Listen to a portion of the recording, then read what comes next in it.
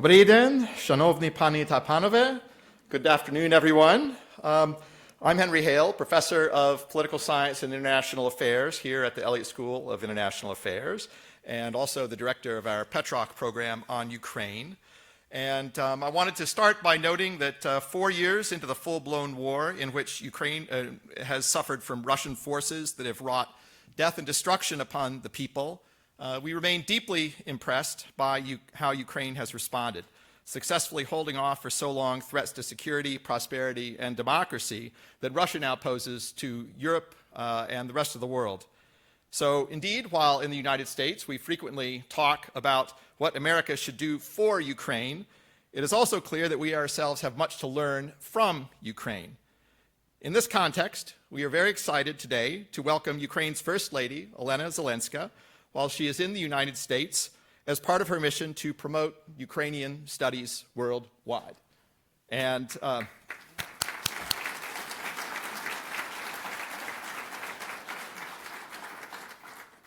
we're particularly honored that she has chosen to speak here at George Washington University, where this year we are marking the 30th anniversary of our Petroc program on Ukraine. The Petroc program was founded in 1996 with a generous gift from William Petroc, a Ukrainian who led quite a remarkable life. You can find out more about him on our website, and in the end decided to donate his life savings to promote Ukrainian studies in the United States by founding our program. So over these... Thank you. Thank you. So over these 3 decades, the Petroc program has been honored to organize events promoting a better understanding of Ukraine, such as this one. Support the teaching of courses on Ukraine. So for any students out there interested in next academic year, we'll be offering a course in Ukrainian history in the fall, a course in Ukrainian politics in the spring. We also have been able to sponsor research on Ukraine, support George Washington University's Ukrainian American Student Association, which is very active, and also host and support large numbers of leading and up-and-coming Ukrainian scholars ever since the mid-1990s. And I should note here that a special boost to that program was provided from the Paul and Jenna Siegel Foundation, alumni of George Washington University, who worked with the Elliott School to found the Fund for Scholars Affected by the War in Ukraine. And this supports an average of 15 leading and up-and-coming scholars in Ukraine for 5 years. Or so supports that 15 each year for a total of 5 years, all the way through the spring of next year. This is done in partnership with the Kiev School of Economics and the Global Ukrainian University.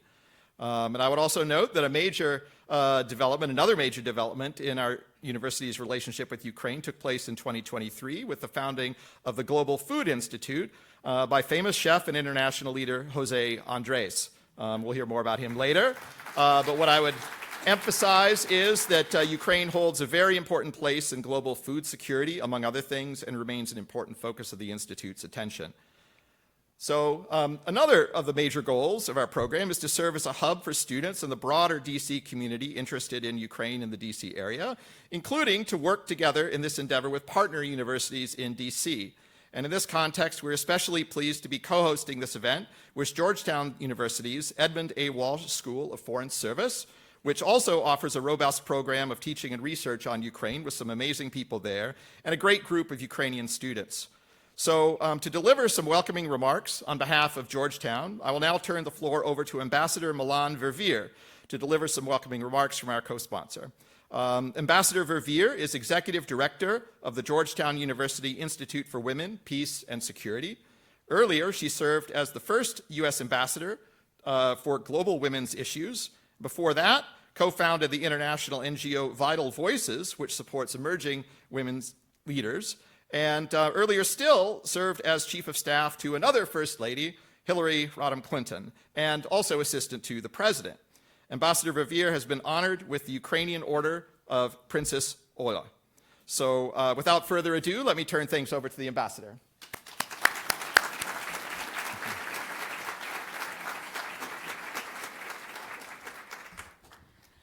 Thank you so much, Professor Hale, and let me add my welcome to each and every one of you on this wonderful occasion of having the First Lady here. It is a great pleasure to be here today to co-host This program in support of the Global Coalition of Ukrainian Studies on the occasion of the visit to Washington of Ukraine's First Lady, Olena Zelenska. On behalf of both of our institutions, the two oldest universities in Washington, D.C., we have each just signed a memorandum of understanding to join the coalition to promote and facilitate cooperation in education and a deeper understanding of Ukraine's place in the world. And I have done so on the part of Georgetown School of Foreign Service. The Ukrainian people have undertaken a struggle not only to preserve their own nation, but also to preserve the very idea of freedom and democracy. And at Georgetown, we are working to grow support for an endowed chair in Ukrainian studies, dedicated to understanding Ukraine's role in global politics and security. Ukraine is the proving ground in the defense of democracy today, a global innovator in defense and security policy, and the backbone of European security. Our Institute for Women, Peace, and Security has also been working closely with Ukraine's women leaders on a range of issues, from the role of women in the security sector to their role in peace negotiations, and from their critical participation in recovery efforts to supporting survivors of sexual violence and bringing attention to these horrific war crimes. We were proud to welcome the First Lady to Georgetown in 2023 and salute her tireless efforts on behalf of the Ukrainian people. We are also currently in conversation with Kiev Mohila Academy and the Ukrainian Catholic University on a collaboration consisting of practical trainings on the role of women in peace, security, and recovery, and knowledge exchange. And we also have an extraordinarily active group of Ukrainian students on our campus, and I know they've worked together with Ukrainian students on this campus. It is now my distinct honor to introduce Jose Andres, the ambassador of United 24 and founder of the World Central Kitchen that has served more than 295 million meals to Ukrainians surviving the war. He's done this at train stations and border crossings, in deoccupied towns and in cities under constant attack. And in November of 2022, President Zelensky honored him with the Order of Merit in recognition of World Central Kitchen's efforts to feeding Ukrainians, with his name also added to the Walk of the Brave in Kiev. He has been called a saint of our times for the miracles he makes happen every day in feeding those in need. Please welcome Jose Andres. Thank you.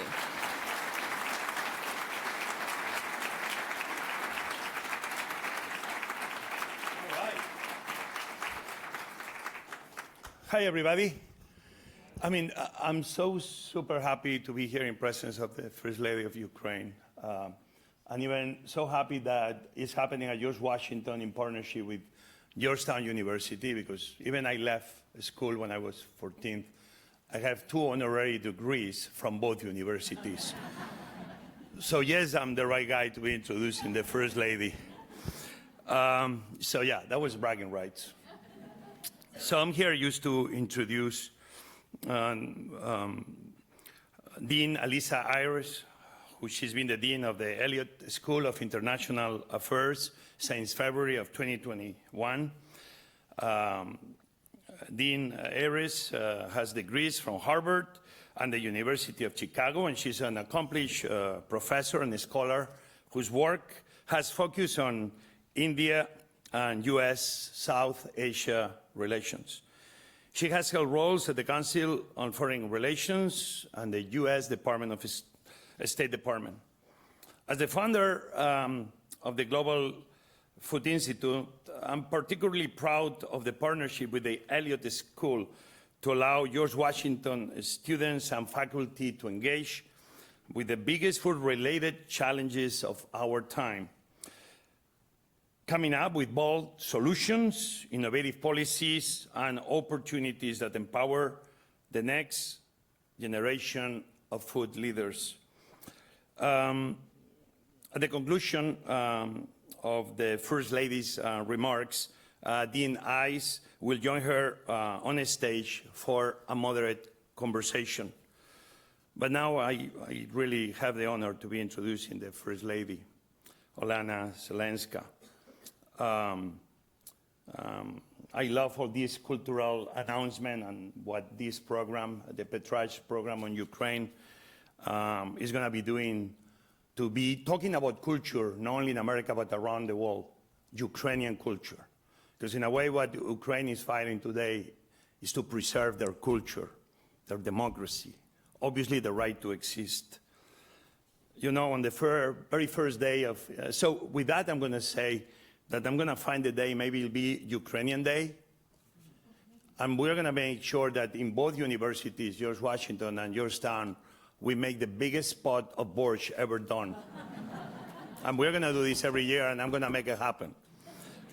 So on the very first day of the invasion, you know, I was on my way to Poland. I left everything, and I went in Poland. I didn't know what to expect, but I knew that World Central Kitchen could help. The whole world was watching. We were all watching, and we were nervous. But in that moment, sometimes in moments of darkness, you look at light. And in that moment, we all began looking to the President of Ukraine and the First Lady of Ukraine, who from the first minute, they show us what courage really meant.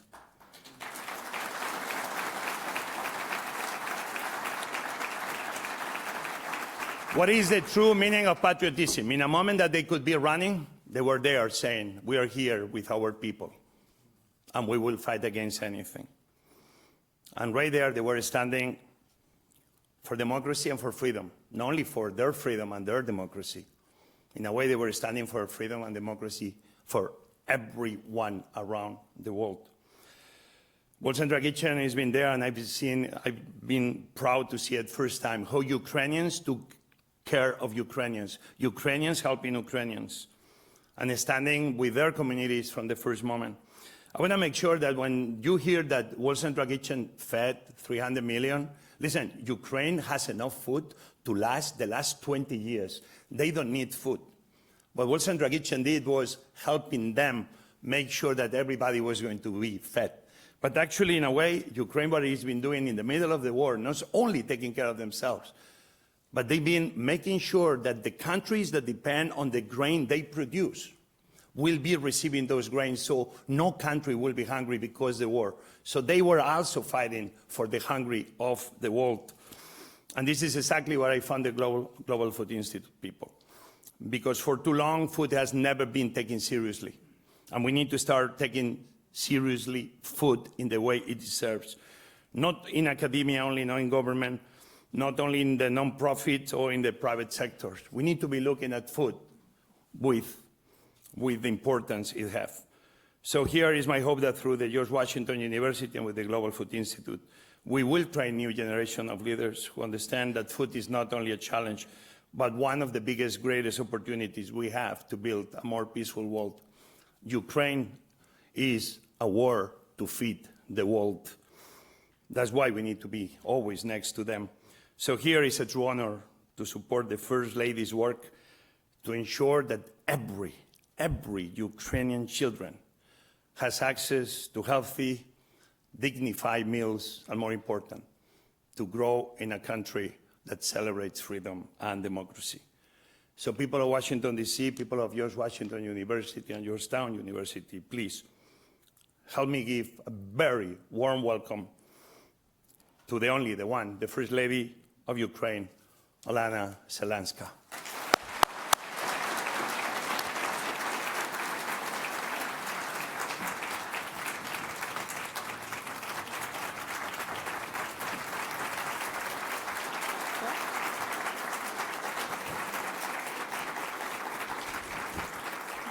Thank you so much. Thank you, Jose, for such a warm words. So, dear attendees, dear distinguished academic community, esteemed faculty and students, I'm grateful to George Washington University for the warm welcome. And it is an honor to speak today at one of the most respectful universities in the American capital, a place where generations of diplomats and leaders have been shaped. Just as here in such lecture halls, knowledge shapes the future, Ukrainian students today continue to study, seek answers, build their lives.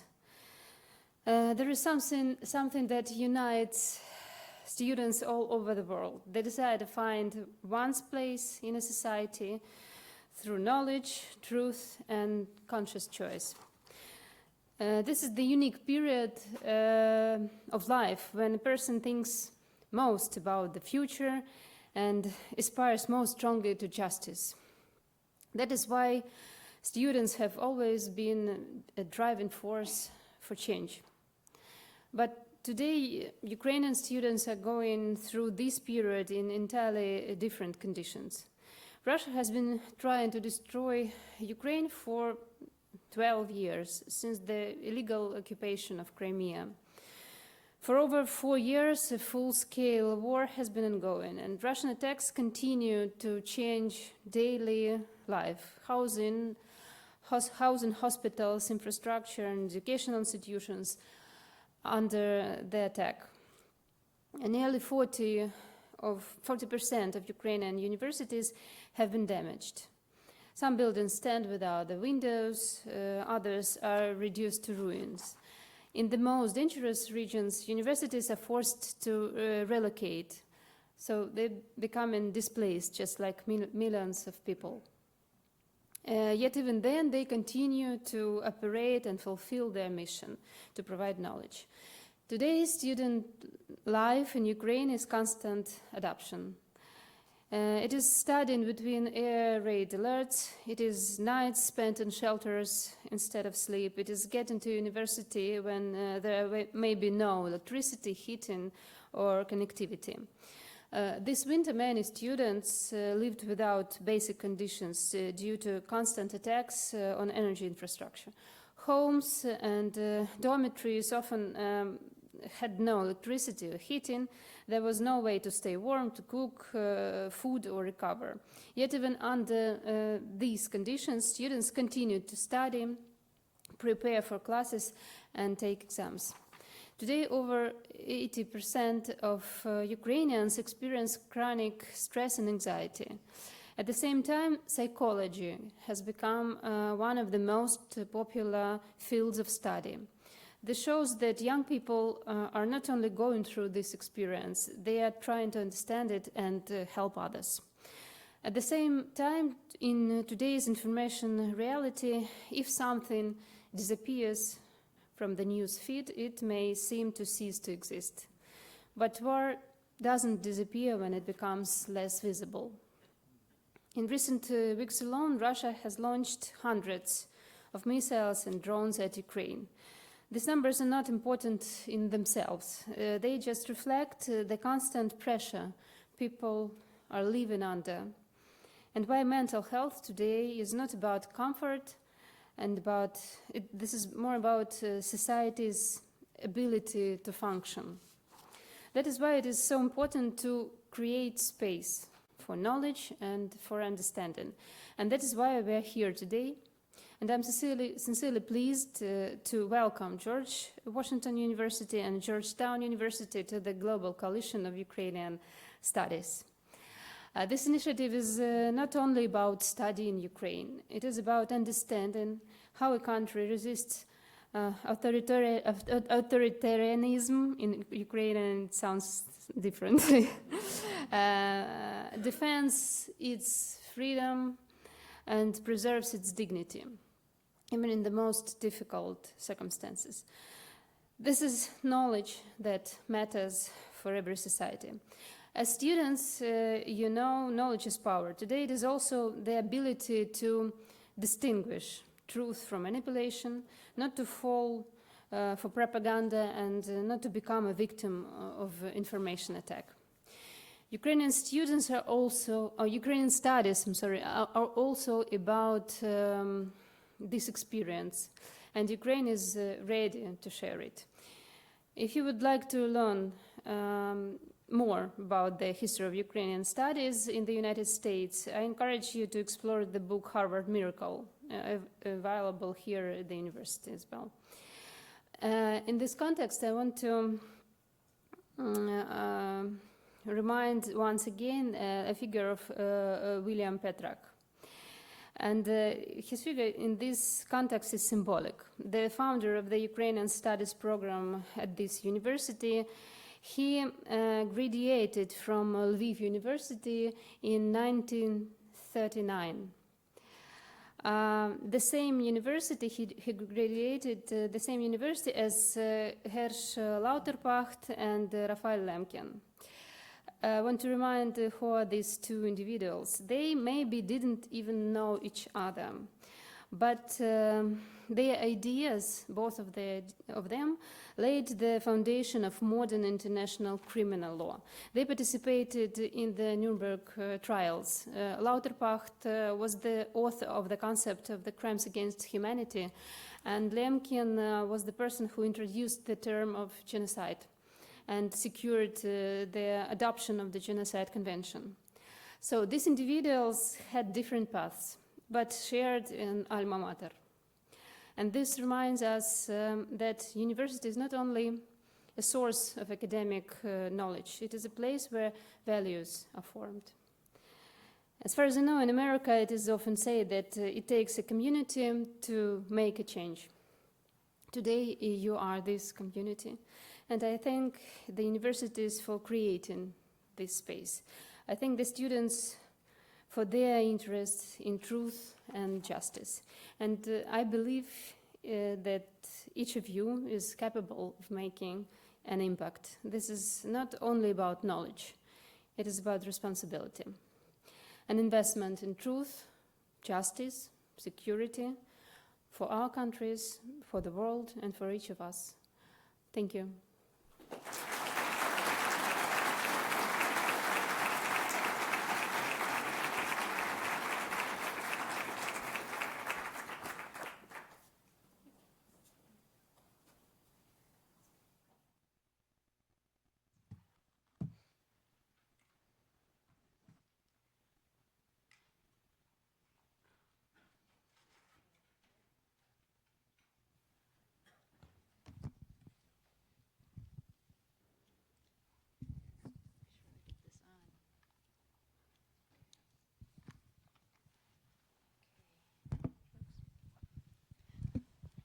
Mrs. Zelenska, thank you so much, and let me just echo my colleagues' welcome to you, to the George Washington University, to today's program.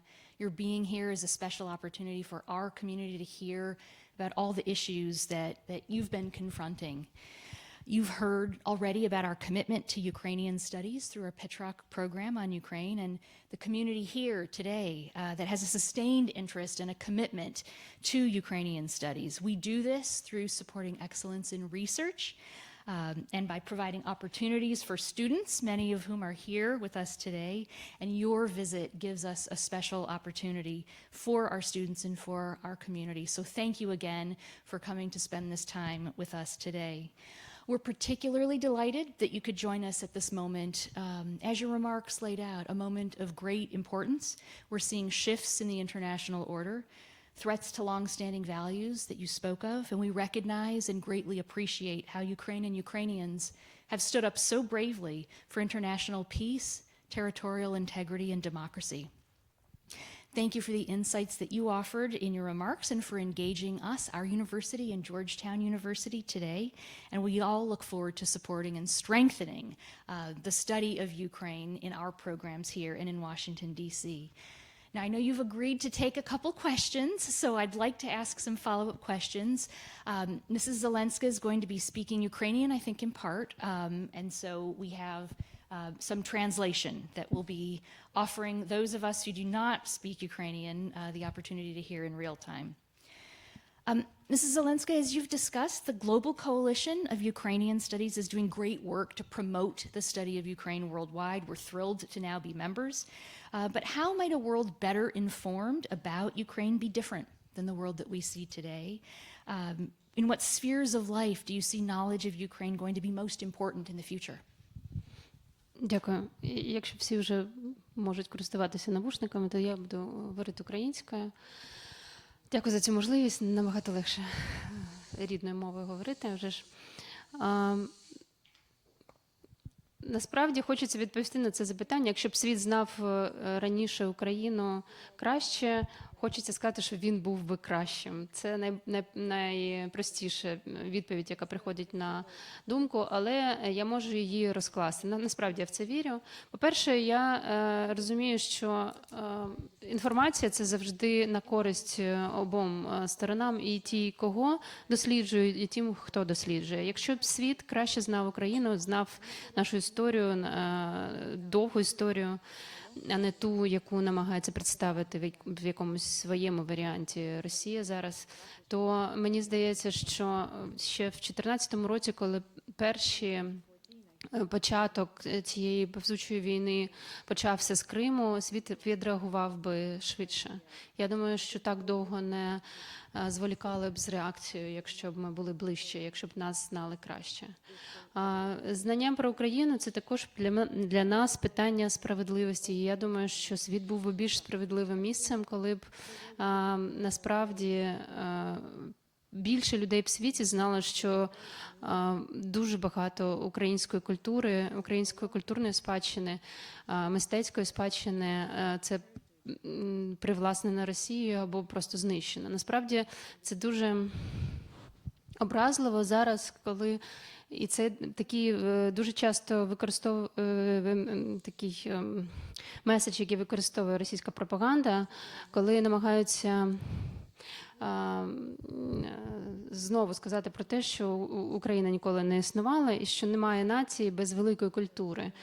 Нам постійно намагаються нав'язати, що немає української культури. Ну, назвіть своїх великих, наприклад, вчених або назвіть великих композиторів чи письменників. І це настільки несправедливо, тому що те, що було талановите в Україні, Росія привласнювала, так як зараз ми розкриваємо світові, що Архіп Куінджи, що Айвазовський і багато інших художників – це насправді українські художники, а весь світ весь час вважав їх російськими. А все, що не подобалося, не вкладалося в імперський наратив, це знищувалося. Мало хто в світі знає про трагедію розстріляного відродження. Це просто був український ренесанс 20-30-х років минулого століття, який був репресований, знищений. Винищувалися митці цілими сім'ями, навіть зі своїми дружинами і дітьми. Тому, коли не знати такий великий пласт про Україну, ти не можеш сприймати її дійсно достатньо адекватно. Друга частина була про те, що може дати в майбутньому зараз знання про Україну. По-перше, в контексті сучасної війни, мені здається, що Україна може дати набагато більше, ніж інші. Що таке інформаційні атаки, що таке гібридна війна, як інформація і дезінформація приводять до фізичної війни. Це потрібно вивчати для того, щоб самим не стати, наприклад, мішенями таких атак. Це дуже важливо. І в контексті захисту демократії, мені здається, що Україна зараз – це приклад того, як сучасне суспільство бореться за те, щоб залишатися демократичним, щоб залишатися з тими принципами, з якими ми живемо. Насправді, хотілося б одну ремарку коротко додати до того, чим ми відрізняємося зараз від Росії, тим, що у нас є візія свого майбутнього демократичного, а в сусідній країні цієї візії немає, на щастя. Тому я впевнена, що ми переможемо.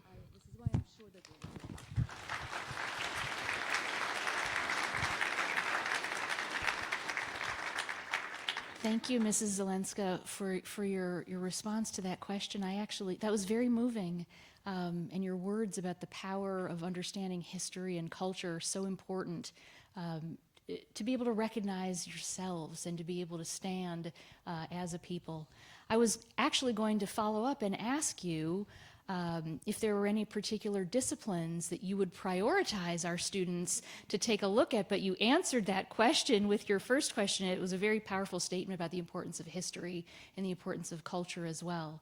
So I might then ask if you might share with us how you have approached your duties and your responsibilities as First Lady, how this might have changed with Russia's invasion of your country. What were your expectations of your role upon becoming First Lady, and what have you since learned since then from being in this position regarding the impact that somebody with a platform like you have can make? And has the war changed this for you? Дуже комплексне питання про все, про все. Скажіть мені своє життя. Чесно кажучи, на початку цього етапу мого життя було дуже складно зорієнтуватися, тому що насправді в Україні не існувало досі такого сталої інституції, взагалі навіть не інституції, просто сталого ставлення до ролі дружини президента, як до першої леді. І все, що ми мали якісь приклади із Сполучених Штатів або якісь цікаві приклади дружин президентів з Європи або прем'єр-міністрів. Проте потрібно було зорієнтуватися самостійно, і ту інформацію, яку змогла знаходити, я використала для того, щоб зорієнтуватися, обрала собі кілька напрямків діяльності. Я зараз не буду їх перелічувати, тому що це буде довга лекція про те, чому я їх обрала і яким я чином з цим працюю. Але в двох словах скажу, що це гуманітарна сфера, соціальна сфера, вже сфера гендерної рівності. І насправді більшість з цих проєктів після того, як почалася повномасштабна війна, вони продовжилися і навіть стали більш, можливо, навіть важливими, тому що насправді всі болі, всі соціальні вразливості, вони тільки посилюються під час війни. Тому безбар'єрність, інклюзія стала навіть більш важливим. Боротьба за пристойне харчування для дітей в школах також стало стратегічним завданням, тому що школи перетворилися іноді на гуманітарні хаби під час війни. І зараз нагодувати дітей – це також питання їхньої стабільного життя і захисту. Але є проекти, які я створила ще перед війною, але потім вони також розкрилися більш ширше. Наприклад, це саміт перших леді та джентльменів, який ми створили, перший провели на 30-річчя незалежності України в 2021 році. І він задумувався як така платформа співдії для моїх колег з різних країн. Тому що і не тільки я, багато з нас помічають, що ми більше не можемо бути просто, знаєте, такою оздоблювальною ролью поруч зі своїми подружжями. Ніхто з сучасних людей, мені здається, не захоче виконувати місію +1 в протоколах. Це неправильно, так не має бути. У кожного є можливість, поки твій чоловік або твоя дружина виконують обов'язки президента або прем'єр-міністра, дати щось своїй країні, донести через soft power те, що ти хочеш, те, що ти віриш. І тому була створена така платформа, на якій ми могли б ділитися досвідом, спілкуватися, підтримувати одне одного, створювати спільні проекти. Але після того, як почалася війна, ця наша спільнота показала себе як дійсно команда, яка може працювати разом. Ми в перші місяці війни разом з моїми колегами допомагали евакуювати важкохворих, онкохворих дітей з України, коли це було майже неможливо проводити їм лікування під бомбардуваннями. Вони допомагали мені з транспортом для медиків, з медичним обладнанням. Тобто гуманітарні потоки координувалися моїми колегами дуже ефективно в перші дні, місяці війни. Я дуже їм вдячна. І насправді ось тоді ми відчули, що ми можемо не тільки збирати експертні кола візіонерів і розмовляти про те, який ми бачимо світ, і дійсно діяти практично і навіть проактивно. І дійсно це змінилося під час війни. Чи як війна змінила мене? Мені здається, що ми всі змінюємося в Україні, і взагалі ми всі змінюємося під час якихось випробувань, але яким чином можемо тільки дізнатися колись потім, коли порівняємо свої стани. Зараз ми живемо в Україні в такому режимі постійного, режим екстра, тобто завжди більше, ніж це могло б бути раніше в спокійному стані. І я думаю, що коли війна закінчиться, ми зможемо подивитися назад і зрозуміти, наскільки багато ми всього робили. Проте насправді зараз не час зупинятися. Мені подобається цей вираз в Алісі, що іноді потрібно бігти швидше вдвічі для того, щоб не стояти на місці. Якось так. Тому ми зараз біжимо всі дуже швидко. Thank you so much. Mrs. Zelenska, we're being told that our time is now short. This is very moving, what you've just said. My very fast follow-up question is that despite all of this, all the trials that your country is facing, you have also taken the time to launch an awareness campaign about mental health, asking people, how are you? And I think this is something that resonates around the world. How are you? If we can have just 1 minute of your time to share a little bit about this campaign and how important that it's been for you. Дуже дякую за це запитання. Це насправді питання ментального здоров'я так в світі, особливо після пандемії COVID, вийшло дуже на високий рівень зацікавленості, і багато країн ставлять це в пріоритет своїх внутрішніх політик, тому що дійсно людство виявилося достатньо, не хочу казати слабким, але швидко, не завжди ефективно реагує на виклики, які надає сучасне життя. А війна – це виклик з викликів. І вже ж ми розуміли, що потрібно працювати над розробкою такої системи психосоціальної і психологічної першої допомоги для людей, за якою не потрібно було б звертатися, далеко їхати, щоб допомога має бути дуже близькою, безоплатною і допомагати швидко. Тому перше, з чим почали працювати, з ким почали працювати, це сімейні лікарі. Це люди, до яких звертаються з іншими запитами, але які мають вислухати і мають дати перші поради, як впоратися зі своїм станом. Який стан зараз в українців? 80% кажуть про постійний стрес, про поганий сон, про постійну знервованість. І це абсолютно зрозуміло, що нервова система будь-якої людини має якісь межі. Коли ти живеш в постійному стресі, починає давати знаки. Тому кілька тисяч українських лікарів, сімейних лікарів пройшли спеціальні курси від Всесвітньої організації охорони здоров'я і мають можливість надати першу психологічну допомогу або перенаправити пацієнта, якщо їм потрібна більш глибша інтервенція. Проходять навчання ті, хто працює безпосередньо з людьми, поліцейські, рятувальники, працівники пошти, працівники міського або міжміського транспорту,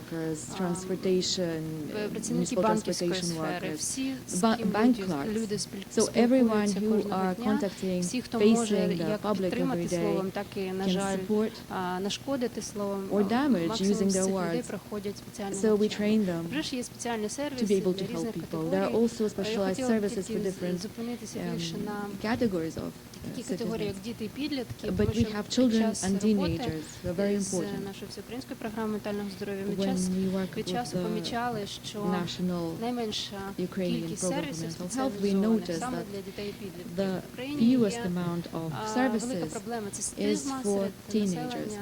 We have a коли, problem in Ukraine. It's Це не в українській культурі seeking help просити therapy про is допомогу. stigma. І It's not part of our оце, culture, never been part of our culture to ask Цю for help. проблему нам And потрібно this постійно is the вирішувати. Ми problem that привчаємо we людей need to keep solving. We are до думки, що просити про explaining to допомогу в people такій ситуації це відповідально, навпаки, that а it не is ти a very показуєш responsible свою thing to слабкість. do to І ask от, for якщо ми help. говоримо про дітей, This is not в showing Україні weakness. дитина не може So when звернутися за we медичною talk about допомогою без children, батьків. a child cannot А батьки seek дуже часто psychological не assistance вважають, without що their дитина має parents. проблеми. І тому And виходить parents так, often do що not think that their child has a діти problem. дуже часто So випадали it з is зони it was very often before that уваги these усіх children систем, were які вони могли left behind потрапити. by all of the Тому existing зараз services. ведеться велика робота And з this is why we are working, перезапуском doing a системи lot to психологічної relaunch допомоги в our школах. system of psychological Додається support in компонент в schools, освітній where курікулум in навіть. the До речі, learning ми взяли для process, in розробки the цього curricula.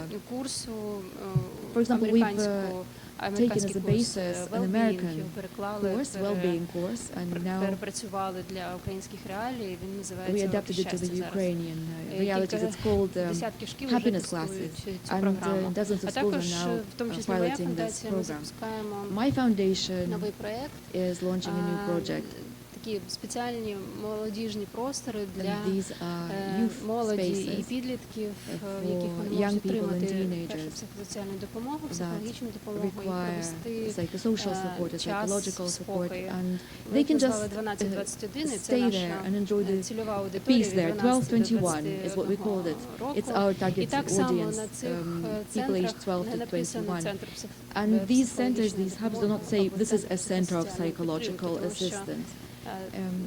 в такому випадку наші Because підлітки не пішли.